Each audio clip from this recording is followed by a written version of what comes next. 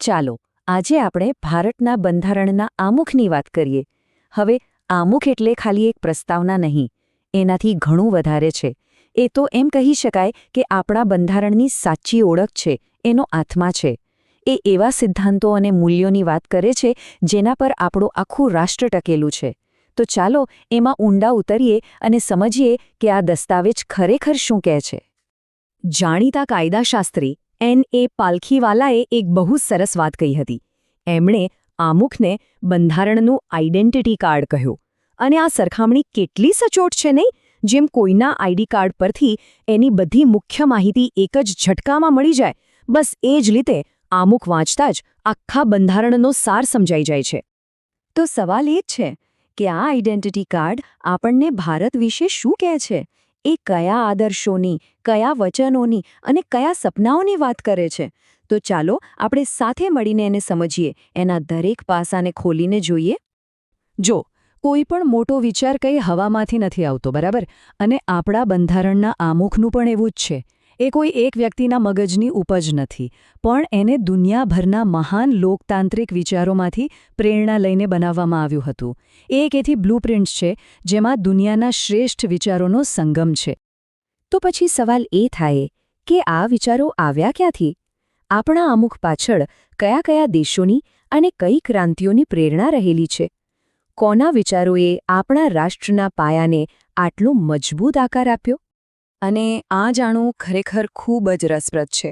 તમે જુઓ, બંધારણની શરૂઆતમાં આમુખ રાખવાનો વિચાર જ આપણને અમેરિકાના બંધારણમાંથી મળ્યો. પછી એની જે સુંદર ભાષા છે, એની શૈલી, એની પ્રેરણા ઓસ્ટ્રેલિયાથી આવી. અને એના જે સૌથી મહાન આદર્શો છે, સ્વતંત્રતા, સમાનતા અને બંધુતા, એ તો સીધા ફ્રેન્ચ ક્રાંતિની દેન છે. આ બતાવે છે કે ભારતે દુનિયાભરના શ્રેષ્ઠ વિચારોને કેવી રીતે અપનાવ્યા. સારું, આ તો થઈ દુનિયાભરના વિચારોની વાત. પણ આ બધા વિચારોને ભારતની ધરતી પર આપણી બંધારણ સભામાં કોણ લઈ આવ્યું? કોણે એનો પાયો નાખ્યો અને એને સાચી દિશા આપી? એ શ્રેય જાય છે જવાહરલાલ નહેરુને. એમણે બંધારણ સભામાં ઉદ્દેશ્ય પ્રસ્તાવ એટલે કે ઓબ્જેક્ટિવ્સ રેઝોલ્યુશન રજૂ કર્યું હતું. અને આ જ પ્રસ્તાવ આગળ જઈને આપણા આમુખનો મુખ્ય આધાર બન્યો. એણે જ નક્કી કર્યું કે આપણું બંધારણ કયા લક્ષ્યોને હાંસલ કરવા માંગે છે. ચાલો હવે આપણે આમુખના શબ્દોમાં ઊંડા ઉતરીએ, એ વચનોને સમજીએ જે આપણું રાષ્ટ્ર એલા દરેક નાગરિકને આપે છે. આ એ સિદ્ધાંતો છે જે આપણી ઓળખ બનાવે છે. આમુખ કહે છે કે ભારત એક સાર્વભૌમ, સમાજવાદી, બિનસાંપ્રદાયિક, લોકતાંત્રિક પ્રજાસત્તાક છે. હવે આ 5 શબ્દો છે ને, એ ખાલી શબ્દો નથી. આ તો આપણા રાષ્ટ્રના 5 આધારસ્તંભ છે જેની પર આપણો દેશ ઊભો છે. સાર્વભૌમનો સીધો અને સ્પષ્ટ અર્થ એ છે કે ભારત હવે કોઈનું ગુલામ નથી. આપણે આપણા નિર્ણયો લેવા માટે સંપૂર્ણપણે સ્વતંત્ર છીએ.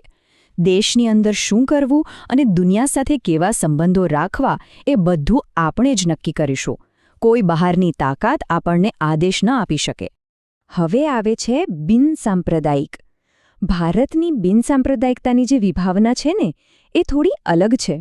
અહીંયા રાજ્ય ધર્મથી દૂર નથી ભાગતું, પણ સર્વધર્મ સંભાવમાં માને છે.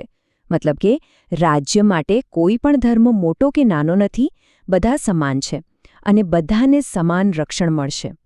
અને પ્રજાસત્તાક, આ શબ્દ એ સ્પષ્ટ કરે છે કે દેશના સર્વોચ્ચ પદ પર એટલે કે આપણા રાષ્ટ્રપતિ એ કોઈ રાજા રાણીની જેમ વારસામાં નથી આવતા. એમની ચૂંટણી થાય છે. મતલબ કે સત્તા પ્રજાના હાથમાં છે, કોઈ એક પરિવારના હાથમાં નહીં. તો આમુખે રાજ્યનું સ્વરૂપ તો નક્કી કરી દીધું, પણ નાગરિકોને શું વચન આપ્યું? ખાસ કરીને ન્યાય વિશે એ શું કહે છે? ચાલો જોઈએ. આમુખ 3 પ્રકારના ન્યાયની વાત કરે છે. પહેલો, સામાજિક ન્યાય એટલે કે જાતિ, ધર્મ કે લિંગના આધારે કોઈની સાથે ભેદભાવ નહીં. બીજો, આર્થિક ન્યાય એટલે કે ગરીબ અમીર વચ્ચેની ખાઈ ઓછી કરવી. અને ત્રીજો, રાજકીય ન્યાય મતલબ કે દરેક નાગરિકને વોટ આપવાનો અને ચૂંટણી લડવાનો સમાન અધિકાર. આ ત્રણેય મળે ત્યારે જ એક સાચા અર્થમાં ન્યાયી સમાજ બને છે. એક વાત યાદ રાખવા જેવી છે, આમુખ કોઈ પથ્થરની લકીર નથી. એ એક જીવંત દસ્તાવેજ છે. સમયની સાથે એનું અર્થઘટન પણ બદલાયું છે અને એમાં ફેરફાર પણ થયા છે. ચાલો એની આ સફરને જોઈએ. તો એક સવાલ મનમાં આવે, આટલા મહત્વપૂર્ણ દસ્તાવેજમાં આપણા આમુખમાં આજ સુધીમાં કેટલી વાર સુધારો થયો હશે? શું લાગે છે? જવાબ છે માત્ર એકવાર. હા, સાચું સાંભળ્યું. આટલા વર્ષોમાં ફક્ત એક જ વાર. આ વાત જ બતાવે છે કે આપણા બંધારણના ઘડવૈયાઓએ કેટલું વિચારીને એને બનાવ્યું હતું અને એમાં ફેરફાર કરવો કેટલો મોટો નિર્ણય છે. આમુખના ઇતિહાસમાં બે પ્રસંગો બહુ જ મહત્વના છે. પહેલો 1973માં જ્યારે કેશવાનંદ ભારતી કેસમાં સુપ્રીમ કોર્ટે સ્પષ્ટ કહ્યું કે આમુખ એ બંધારણનો જ એક ભાગ છે, એને અલગ ન કરી શકાય.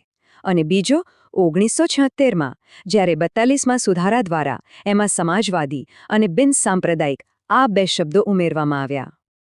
ચાલો હવે આપણે આ ચર્ચાના સૌથી મૂળભૂત સવાલ પર આવીએ. બંધારણને આટલી બધી શક્તિ મળે છે, પણ આ શક્તિનો અસલી સ્ત્રોત કોણ છે? એ આવે છે ક્યાંથી? બધી ચર્ચા પછી આખરે સવાલ એ જ રહે છે કે બંધારણની અંતિમ સત્તા, એની અલ્ટિમેટ ઓથોરિટી આવે છે ક્યાંથી? શું તે સંસદ પાસેથી આવે છે, સરકાર પાસેથી, કે પછી એનો માલિક કોઈ બીજું છે? અને એનો જવાબ આમુખની પહેલી જ લાઇનમાં છે.